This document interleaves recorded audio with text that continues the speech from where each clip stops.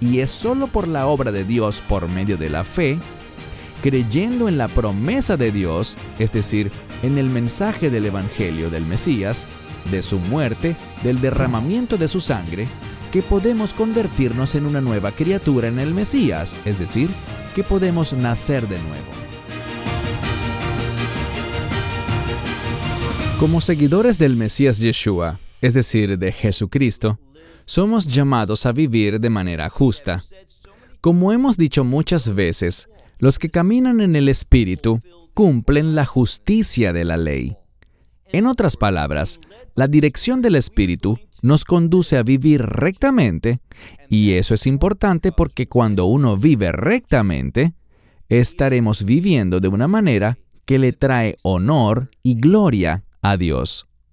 Y para eso es exactamente para lo que hemos sido creados, y para lo que Dios nos redimió, de manera que podamos traerle gloria a Él por medio de una conducta íntegra. Atención, no somos salvos por nuestra justicia. De hecho, cuando no hemos sido salvos, somos totalmente impíos. La ley revela nuestra grave condición de pecado, y eso debería llevar a cada persona a buscar la redención, buscar el perdón, que Dios nos ayude, nos cambie y nos haga ser una nueva criatura. Y es solo por la obra de Dios por medio de la fe, creyendo en la promesa de Dios, es decir, en el mensaje del Evangelio del Mesías, de su muerte, del derramamiento de su sangre, que podemos convertirnos en una nueva criatura en el Mesías, es decir, que podemos nacer de nuevo. Y habiendo nacido por el Espíritu de Dios, debemos someternos al Espíritu de Dios. Esto es algo que podemos afirmar por toda la eternidad, que vamos a ser personas que están bajo la autoridad del Espíritu de Dios. Y, obviamente, para el momento de nuestra esperanza bendita, el rapto, seremos transformados por el Espíritu de Dios y por la palabra de Dios, de modo que seremos transformados en gloria, es decir, que recibiremos cuerpos de reino, cuerpos que no pueden hacer nada más sino confirmar la justicia de Dios. Será un momento maravilloso cuando alcancemos la perfección. Pero ahora, mediante la unción del Espíritu de Dios y por la obediencia a su palabra, podemos demostrar una conducta de justicia, y a eso hemos sido llamados. Bien, tomen sus Biblias y vayan conmigo al libro de Romanos, capítulo 13. Iniciamos este capítulo la semana pasada, e hicimos una pregunta muy importante y es la siguiente. ¿Somos llamados a obedecer al gobierno? Y la respuesta fue, en un sentido general, aunque limitado, sí lo somos. Pablo enseñó algo. Él dijo, si el gobierno está castigando el mal y alabando lo bueno, debemos someternos a ese gobierno. No quiere decir que tiene que ser perfecto, sino en un sentido general.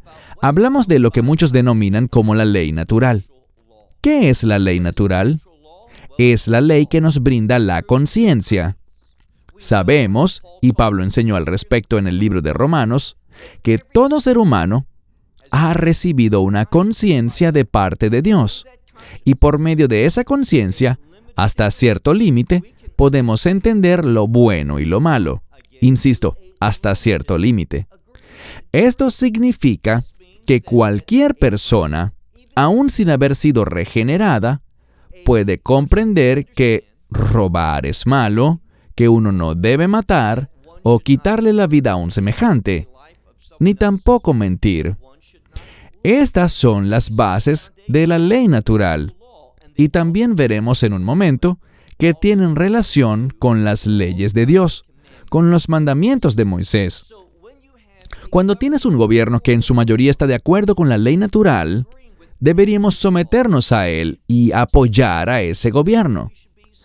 Pero, como dijimos la semana pasada, cuando el gobierno castiga lo bueno y recompensa lo malo, obviamente deberíamos manifestarnos en su contra Y existen numerosos, quiero enfatizar eso, numerosos ejemplos de hombres y mujeres de Dios que desobedecieron a un gobierno, a un rey o a un gobernante con el fin de llevar a cabo la voluntad de Dios. Ese es el ejemplo que debemos seguir.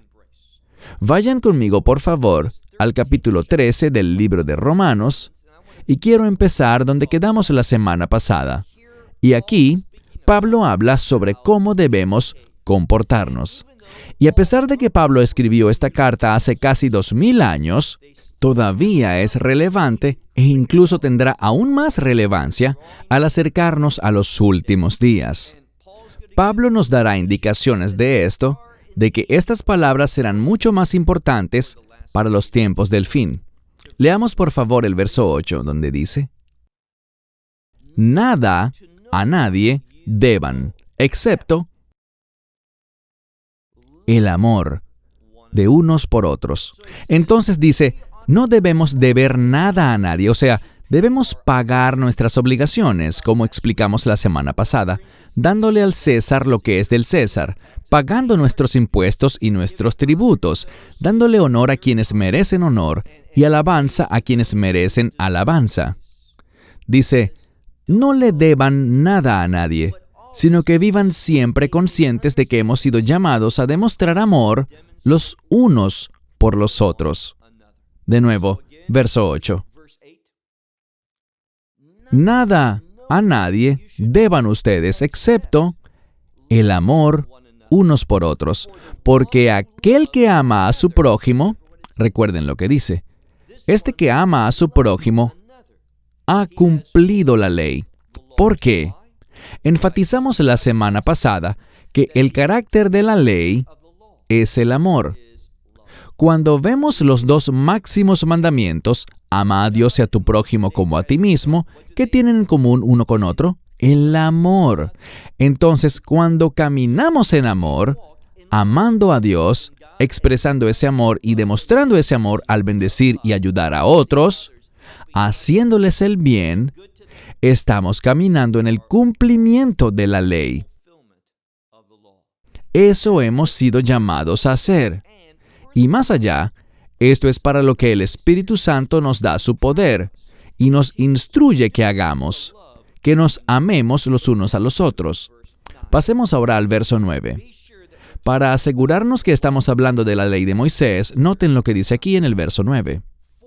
Porque la, y es simplemente la palabra la que aparece allí independiente, pero muchos traductores la complementan escribiendo la ley o los mandamientos, lo cual efectivamente es a lo que se está refiriendo.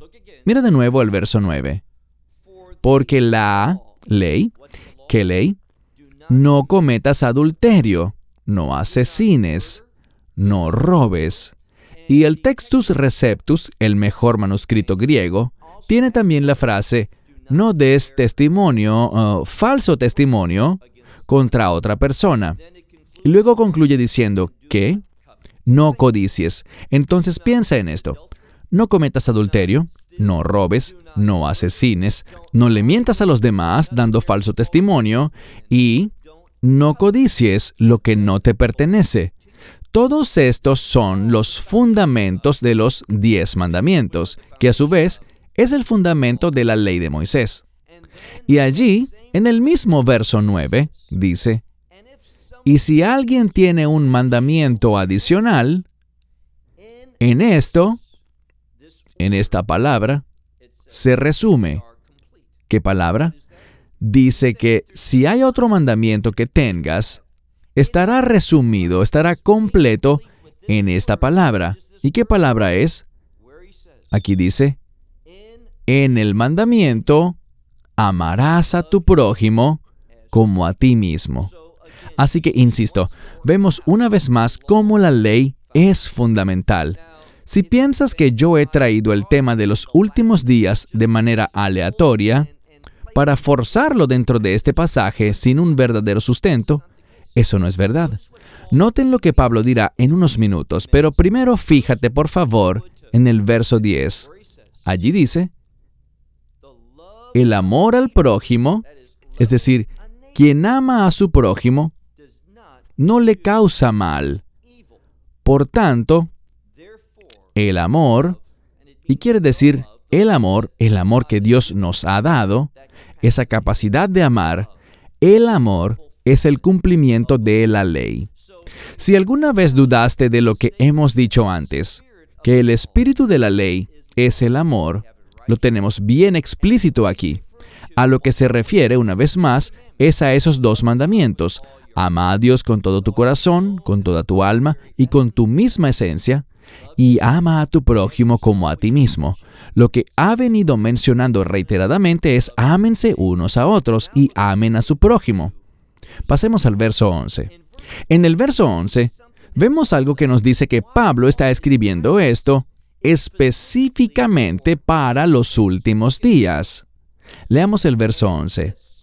Y esto, e insisto, resulta muy útil tener un trasfondo hebreo, porque en el idioma hebreo, cuando se usa la frase veisot, significa y esto, pero esa construcción nos habla de una manera principal. ¿Y a qué manera principal nos referimos?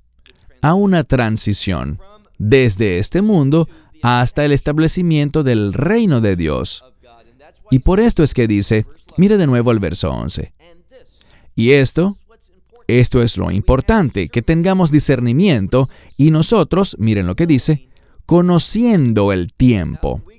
Podríamos traducirlo de esta manera, conociendo la temporada profética a la que nos acercamos. Conocer el tiempo que vivimos hace que pensemos diferente y que nos comportemos de manera diferente, afirmando nuestra lealtad a nuestro Señor y Salvador, a Dios, y no al hombre o a algún líder del gobierno. Sabemos que en los últimos días habrá un gobernante, y me refiero al anticristo, quien gobernará sobre el mundo entero. Y el anticristo es llamado, no por casualidad, sino que lo leemos, por ejemplo, en 2 a los Tesalonicenses, capítulo 2, donde Pablo dice que el anticristo es el hombre de pecado o el hombre sin ley. ¿Cuál es la principal característica de la ley? Es el amor. Y la ley establece la justicia. Recuerden el verso que cité anteriormente. Aquellos que caminan, no en la carne, sino en el Espíritu, cumplen la justicia de la ley. Hay una relación estrecha, una muy fuerte conexión entre la ley y la justicia, y somos llamados a vivir en justicia en este mundo. ¿Por qué? Porque es cuando vivimos en justicia que estamos honrando y glorificando a Dios, lo cual es nuestro principal llamado como seres humanos. Una vez más, verso 11. Y este es el asunto principal, conociendo la temporada, que la hora ya llegó. ¿Qué hora? Que del sueño que seamos levantados. Entonces, el tiempo para dormir se terminó. Pablo dice algo más y nos da dos opciones. ¿Cuáles dos opciones? O vas a estar durmiendo o vas a estar vigilando. Y esto es lo que hemos sido llamados a hacer. Vigilar. ¿Qué significa?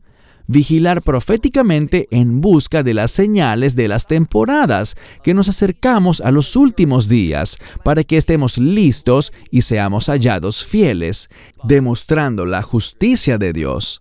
Eso hemos sido llamados a hacer. Y dice aquí que la hora ha llegado ya para que de dormir seamos despertados, porque ahora, cerca, se encuentra nuestra salvación. Cuando se menciona aquí la salvación, existen dos maneras como la podemos entender.